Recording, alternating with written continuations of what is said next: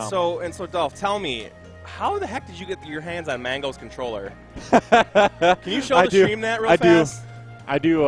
Did you mug that man at like Genesis or something? Yeah, like, I just took him straight down. No, I painted that myself. That's super cool. With the help of my girlfriend at the time. She was one of those like artsy types. So one of those artsy types. One of those, you know. All right. So I am the visitor. Normally I have the home field advantage knowing who all the players are. Obviously I know who SWAGjoebi is. Swag, the amazing Mega Man, just captured first on the PR in Minnesota, and Shinjobi, the Greninja main, who bodied our own Greninja main, Flag, who has now actually been demoted to the second best Greninja main in Wisconsin. We have Marilink popping in at number 10 on our PR. Oh, yeah, Marilink. So I know a little bit about Greninja, but tell me more about Swag's Mega Man. See, it's so hard to play against. There's so many frame traps with he'll throw the blade at you. And so you air dodge to avoid the blade, and then all of a sudden you're getting hit by an up air, you're getting hit by an up smash. Right. And you are going to see about 40 or 50 back airs this one game. Yep, and actually on the other side of this matchup right now, we have my hometown boys. Perfect. We have Otis and Zolda, who I just happened to mention, who are rocking Jigglypuff is Otis, Zolda is Zelda, as you couldn't have guessed. Zolda, though, not to John for him, but I am just going to be a little bit. He unfortunately misplaced his controller. And he is a pro controller guy. Yeah, those are hard to come by. All of his stuff is kind of like just a little bit off.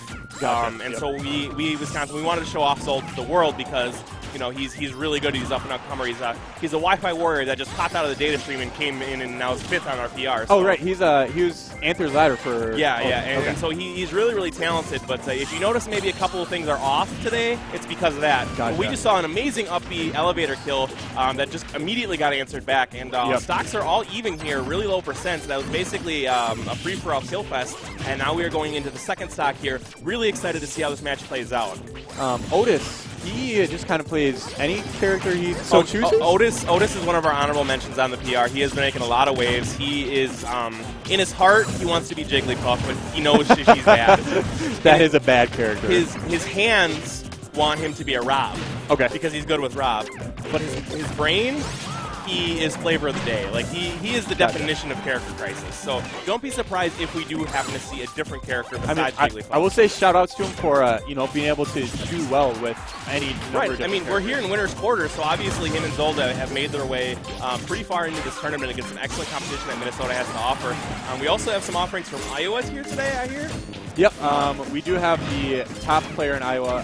He actually used to reign from Minnesota, but yeah, we have Siniboo. Yep, Siniboo. So who I know has I think took a set off MJG once and definitely made some waves elsewhere. Siniboo is definitely a solid player, and I'm happy to see him later today. We got a shield break on that. The heel! The heels, those kicks. Where'd you get them from, Zelda? I just love that so much because you could have charged a smash attack, but no, you went for the style, the back air, which it's not guaranteed you get that sweet spot. That's the thing, is that's kind of Zolda. He is like number one kind of hang up with this. He is unabashed in his love to go for the style. Like, this man will go. He's the most aggressive Zelda that I've ever seen in my entire life. He does things with Zelda that you shouldn't rightfully be able to do, and he's only riding higher after the patch buffed Zelda pretty considerably. Absolutely, yeah. So Zelda right players everywhere. He got a dash attack kill there, and now it is Swag all by his lonesome. Mega Man, let's see if he can steal the power-ups from maybe Zelda and Jigglypuff and take this game. Going into game 2, we will see whose advantage it will be.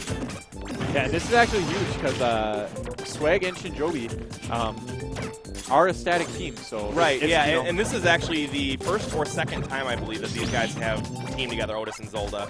It's possible that it was one time earlier. I thought we were going to see a back air kill there. I thought so too. But yeah, they're not as much of a static team as SWAGjoebi is, and I know that SWAGjoebi is static because I see them all the time in the winner side. Ooh, and that up air. Amazing up air. So yeah, that's Zolda in the middle, Otis off to the right. Pretty much the biggest disparity of play styles that you can get. This man, Zolda, is dedicated to Zelda. Otis will play just about anybody he wants to. And so we saw there that he stuck with Puff. The low-tier heroes from Wisconsin. I'm surprised we didn't see any rest setups. A lot of the times he will save his rest setups until later, hoping that they kind of forget about it. Yep. Stuff like that, because you know, rest isn't as good as it was in like Melee. Yeah. So he had a couple of opportunities, but he decided, you know what, no, I'll save it. So, yeah, if you condition your opponent to think, okay, he's not ever going to rest. And as we go into game, sorry about that. No, that's fine. As we go into game 2 here, we are on Final Destination, which I actually really love as a pick. The only projectile that the Team Wisconsin here is going to have is going to be Zelda's Din's Fire, and really that's not helpful because of the delay that you have on that. So Mega Man's projectiles and Greninja's Water Shuriken is going to be a huge advantage on this flat stage with no platforms to escape to. And the percents are reflecting it right now. We got a missed rest there, but Zolda defending. And he saves him. Almost got the save. Really heads up play there, though, by Zolda. That was almost super clutch. And we saw Mega Man just take the elevator to pounce on there. What is happening? But, yeah. Zolda, that's the one thing you have to be worried about when you play Swag's Mega Man is that he loves those up airs, and if you jump, you are a dead player. So good knowledge there from Zolda to delay her jump, not getting killed by it. And that's right when you think Mega Man is out of projectiles, his up air is, for all intents and purposes, it is just another projectile. Yeah, it is absolutely a projectile because it is reflectable. And I'm not sure what we're calling the Zelda throw combo. I refuse to call it the high rule because that's just silly. But for all intents and purposes, it is just like the beep boop or the hoo-ha. But it's an excellent addition to Zelda's arsenal. Oh, absolutely. However, a lot of people think that right there is only what made Zelda good. Zelda actually had a lot of throw confirms prior to that even.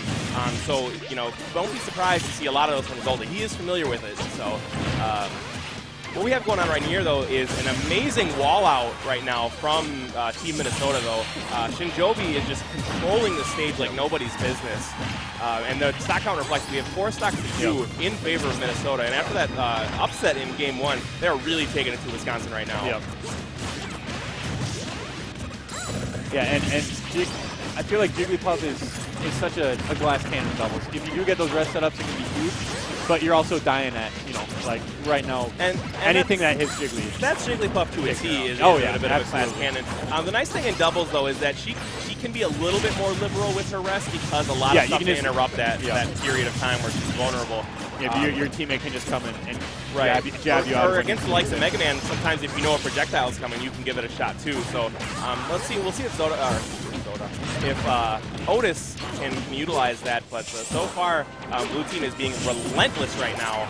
Oh, footstool that was a dead Zelda, but that footstool actually saved him. Let's see if that has an effect going forward. Ooh, Zelda living. But there goes Jake. And it follows immediately with a back air for that. All right, now I'm not saying that that Zolda couldn't have done that, but 3 stocks to 1 against anybody does that, unless your name's Donkey Kong apparently. All right, yeah, apparently. It's going to be tough. So they're going to go into Game 3 here. It's 1-1, a bit of a surprise, I would say. Do you feel like we'll see the change from Otis? Probably not. He's really been trying to be loyal, but I think since they have the counter pick now, it's very possible that we see his Rob come home.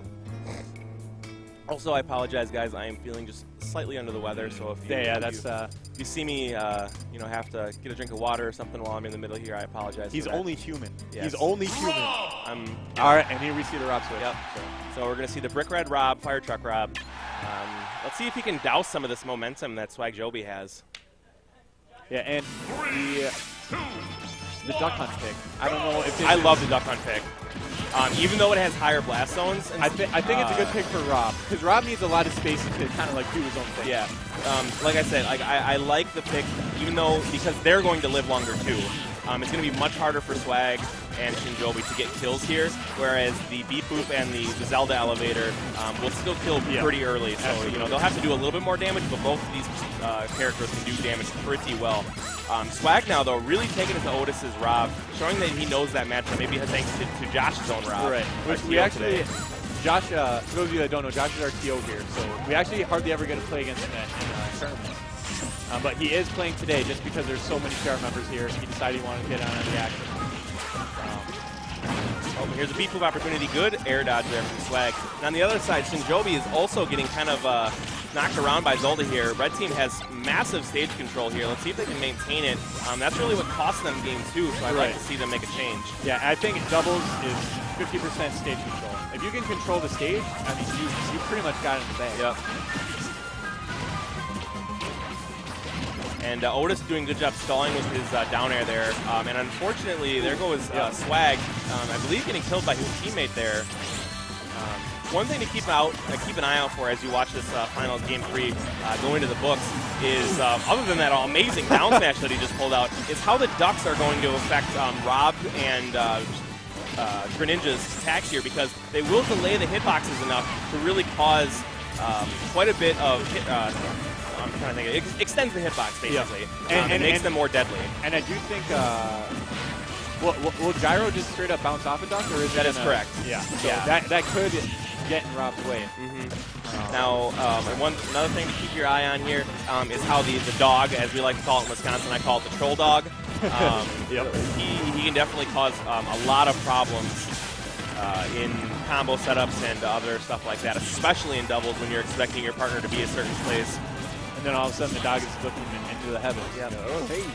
Now, even though the stocks are even here, this counter pick doesn't seem to be working super well for Otis here. His Rob is a much bigger target. Even though he's a little bit heavier and he is living longer, it is causing him to not get a whole lot of setups and take a lot of damage very quickly. All right. Thought we were going to see the delicious heals again, but unfortunately, no. He turned around that foot fetish and said no.